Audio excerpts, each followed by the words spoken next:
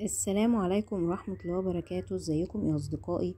النهاردة على قناة موقع شرح مختصر هقدم لكم كل جديد، وكل يوم معلومة جديدة ومفيدة وتقدروا تستفيدوا بيها وتفيدوا غيركم بيها وبشكل مختصر، بحيث ان انا ما ضيعش وقتكم.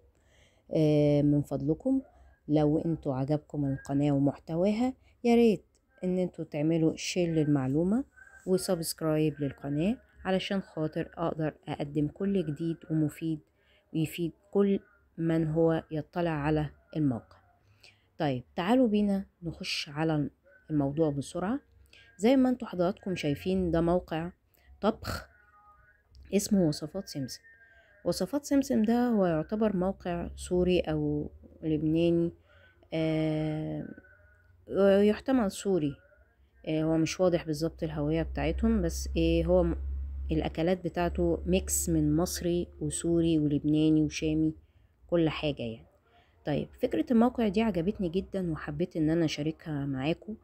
الموقع ده يعني اهتم بالأكل وبوصفات الأكل وبالتنويع وبالترتيب وبالشكل وبالطبق وبكل حاجة، بكل مكونات المطبخ بطريقة سهلة وبسيطة، وفي نفس الوقت شهية وشكلها مريح للعين. طيب نبتدي بقى نخش نشوف فكرة الموقع ده ايه اللي ممكن نستفيده منه. اولا هو جايب وصفات كتير زي ما احنا شايفين قدامنا، وصفات اكل مصري، وصفات اكل شامي وسوري، وسلطات وفراخ وحلويات طبعا زي ما احنا شايفين قدامنا، ومربى وشكشوكة وكل انواع الاكلات اللي ممكن تتخيلوها، يعني زي ما احنا شايفين قدامنا، شهية وشكلها ممتاز، ومشروبات كمان.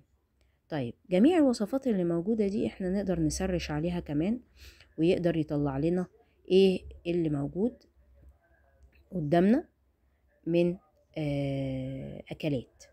طيب احنا ممكن هنختار اكلة معينة علشان خاطر ايه نقدر نوريكم طريقة الموقع. اول حاجة جميع الوصفات، ده جميع الاكلات اللي موجودة كلها بدون يعني تصنيف، يعني حاجة معينة، كله على بعضه، حلويات على مشروبات على اكلات على سلطات، كل حاجة. سفر سفر دي يعني مرتبين اكلات ماشية مع بعضها، بحيث ان هي بتتقدم مع بعضها ايه كوجبة يعني. فدي وصفات اللي هي موجودة عندهم في السفر. يعني مثلا عايزة تعملي سفرة وعايزة تفكري في افكار جديدة، دي سفر تقدري ان انتي تنوعي من اكلاتك كل يوم. دي سفر يعني اكلات، مثلا ايه انتي هتقدمي حاجة، بتقدمي اكل زي دون مجمع على بعضه، يعني 11 وصفة، 7 وصفات، سفر لرمضان.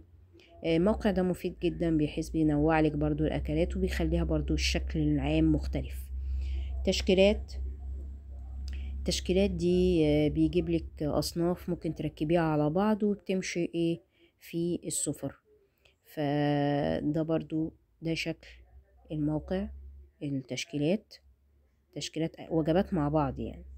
ودي حاجة يعني شكلها مريح ويفتح النفس وجميلة جدا. طيب نرجع لجميع الوصفات. أول حاجة احنا لو مثلا عايزين ندخل على وجبة معينة. طيب ندخل على وجبة بتتحضر ازاي.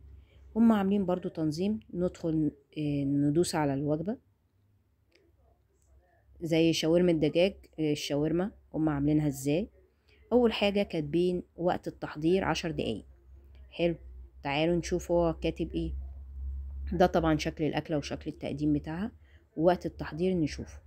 اولا كيلو صدور بدون جلد دجاج، وبيتنقع الدجاج في 3 فصوص توم، والخلطة طبعا 7 بهارات، ملح وقرفة وفلفل اسود وحبهان وفلفل احمر وليمون وزيت زيتون. تمام.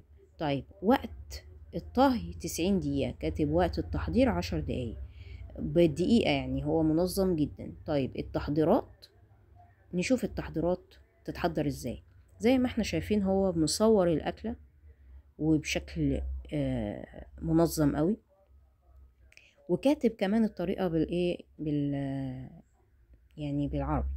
كاتب: نبدأ التحضير بغسل صدور الدجاج وإزالة الجلد الزائد منها وتقطيعها لشرائح، نعصر الليمون ونهرس الثوم. يمكن تقطيع الدجاج عند بعض اللحامين أو شرائها جاهزة ومقطعة. يعني هو حاطط كمان تقدر لو انت مش هتقدري تقطعيها تقدر تعملي وكاتب وحاطط كمان اللي هو المكونات حواليها بحيث ان انت تفتكري برضه. رابع حاجة الخطوات. خطوات بقى هو كاتب طبعا المكونات بتاعتها قدامنا. وبعد كده كاتب الخليط اللي هننقع فيه ال ال الخلطة اللي هو صدور الدجاج. وبعد كده جميع المكونات، ونسكب طبعا الخليط على الدجاج ونخلط جيدا، ثم نضيف زيت الزيتون وطبعا بنحمرها. والشكل ده هو ده اللي قدامنا. وطبعا شكل التقديم النهائي برضو اهو. وادي زي ما احنا شايفينها مع العيش وصلصة الثوم وصلصة الحمص والمخلل والقوطة. طبعا انا يعني الموقع ده من ترتيبه ذهلني، يعني مش ممكن، يعني فكرته ممتازة جدا. شكل الاكل والتقديم حلو، السفرة ذات نفسها برضو حتى لو هو الطريقة سورية هو برضو ميكس مصري برضو. يعني تحس لو حد مصري شاف الأكل ده هيحس ان هو برضو ده يخصنا يعني. لكن طريقة تقديم الأكل والوجبات ممتازة وسهلة وبسيطة ومفيهاش أي مشكلة خالص، وكل المقادير موجودة مش صعبة، لكن هي طريقة التقديم مختلفة.